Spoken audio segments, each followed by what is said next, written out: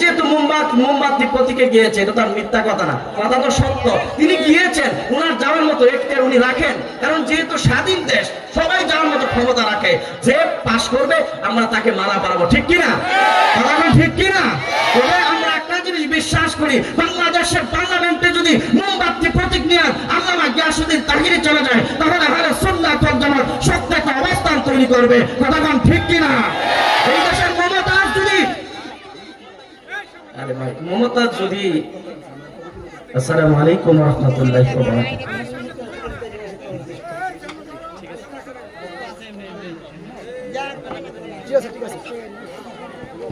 সম্মানিত উপস্থিতি, এই পর্যায়ে আমাদের মাহফিলে আলোচনা নিয়ে আসছে কোরআন এবং হাদিস থেকে মৌলানা তাকওয়ার পেশ করলেন আন্তর্জাতিক খ্যাতি সম্পন্ন মুফাসসিরে কুরআন হযরত আল্লাহ হযরত মাওলানা পীর মুফতি গিয়াসউদ্দিন তাহিরি সাহেব হুজুরকে আজকে পেশ করার জন্য আমি মাহফিল কমিটির পক্ষ থেকে সবিনয় অনুরোধ জানাচ্ছি।